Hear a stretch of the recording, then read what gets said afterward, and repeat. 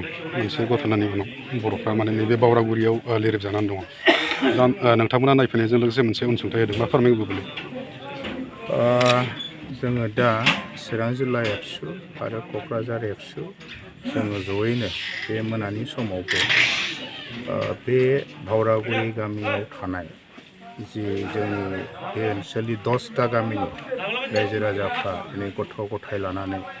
न' गारनानै बे गोजां बोथोर समाव बेबायदि परिखा टाइमाव दिनैहाय खोब दुखुनांथावै आलाय सिलाय बे फोथाराव थाफैनाय मोनसे थासारियाव दिनै जों गोग्लैदों। जों बयबो मिथिगौ जे दाखालि 19 तारिखआव जे कारिगाव बेखिनियाव बुंनो थाङोब्ला मोननै जि हारि, बे हारिनि गेजेराव जि मोनसे खारसि बिरसि अमानबीय मोनसे जि समस्या बा घटना, बे जाथाया जानानै थांदों आरो बेवहाय सासे बर' सुबुं जाय बिथाङा अबथिरायै जायफोरनाखि मा होनो दुथां निष्ठुर आखुनि मानसिफोर बिथांमोननि गाग्लोबनायाव जिउ गोमानांबाय। जों बेनि थाखाय जोबोद दुखु मोनदों आरो बे जाथाया जोबोद माने निन्दनीय मोनसे जाथाय बियो। बेनि थाखाय जाथायखौ जों गरिहना होदों, जोङो कन्डेम खालामदों आरो बाहाय जायफोर जाथाय खालामग्रा कालप्रिटफोर, जाथिया जिखि जाया, मानसिया जिखि जाया, बे क्रिमिनेल बे बिथांमोनखौ जाहाथे जोंनि सरकारनि जि प्रसासन, क'क्राझार जिल्ला जि मोनसे डिस्ट्रिक्ट प्रसासन, बिथांमोना आयेनगत भाबै गोख्रोङै थाबैनो एक्सन लानांगौ आरो बिथांमोनखौ जोबथा जि मोनसे आयेननि जि बिसार, बे बिसारखौ रायजोफोरनो होनांगौ, जों बेखौ खावलायदों। दिनै बे जाथायनि थाखायनो बे क'क्राझार जिल्लानि सिङाव थानाय कारिगाव ओनसोलनि सा पार्टआव जोंनि गोबां माने रायजो राजाफ्रा दिनैहाय दुखु खस्थ' सहायनांदों। गावजों गाव मोनसे फोथायलायनाय,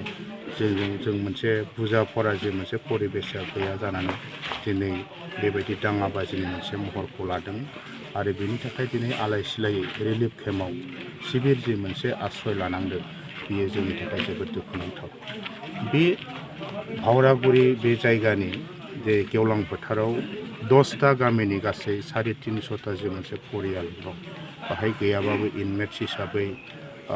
1000नि बारा दङ। स्टुडेन्टफोर दं, गथ' गथाय दं, बिमा बिफा दङ। बिनि थासारिया जोबोद गाज्रि। जों दहाय मोनाबिलियाव फैनानै नुफैबाय जे बिथांमोना थांनाय हरसेखौथ' माने गोजौआव खुनु तिरपाल गैयालासिनो, खुनु जि गुदुं, खुनु बिदि प्रटेकसन गैयालासिनो निहिरावनो बिथांमोना गुसुनि गेजेराव गथ' गथाय लानानै बे दिनखौ बारहोलांबाय। बेखौ नुनानै जों जोबोद दुखु मोनो। बेनिखायनो मोनाजों मोना जों चिरां जिल्ला एबसुआ बिथांमोननि बेखिनि दुखु खस्थ'खौ जोङो नुनानै सहायनो हायैयाव जों बेबस्था खालामनानै दिनै बिथांमोननो जों तिरपालखौ दा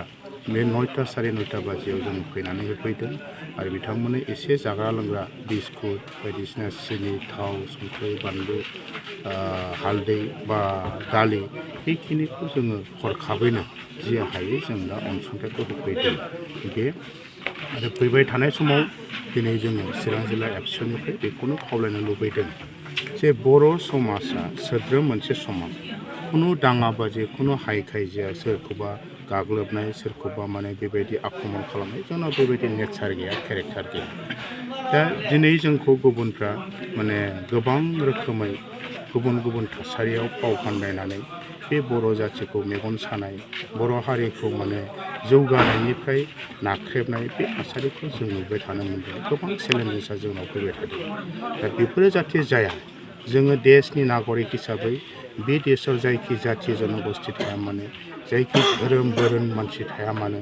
बयबो जाहाथे संबिधाननि जे अधिकार, जोंनि थांनानै थानायनि, जोंनि जिबननि, जोंनि सम्पतिनि, जोंनि जौगानायनि, जोंनि समाज दानायनि, जोंनि गामिखौ फोजाखांनायनि जि मोनसे सान्थि, जि परिबेस आरो जि मोनसे संबिधाननि अधिकार मोन्थाय, बेखौ सरकारा आरो जोंनि एडमिनिस्ट्रेसन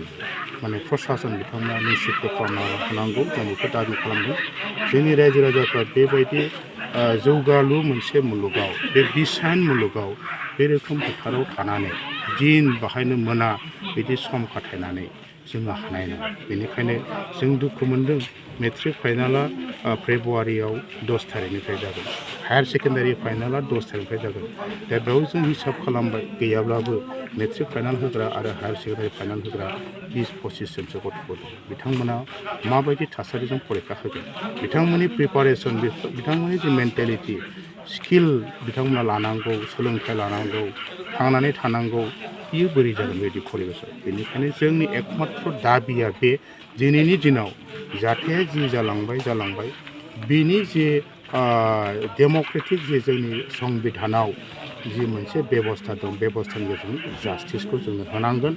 आरो फैबाय थानाय समाव जोंनि रायजो राजाफोरनि जोंनि साफ्रोमबो ओनसोलनि गामिनि फरायसाफोरनि जोंनि जिबन सम्पति आरो गामि रैखाथिनि बेबस्थाखौ बिथांमोना निश्चित खालामनानै जोंनि बे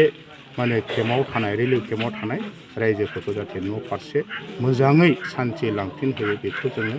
आसाम गभर्नमेन्ट जोंनि नख'र बिटिसि सरकार आरो जोंनि क'क्राझार जिल्ला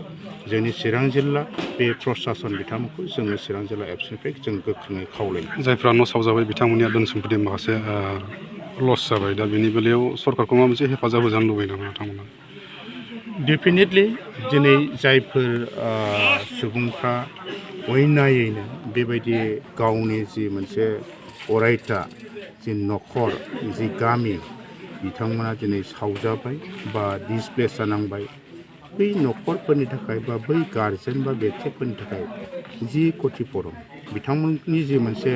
नख'रखौ सोलिफिननांगौनि थाखाय समाजखौ माने दाफिननांगौनि थाखाय बै गामिनि समाज आरो बै बेक्ति नख'र बिथांमोननो सरकारा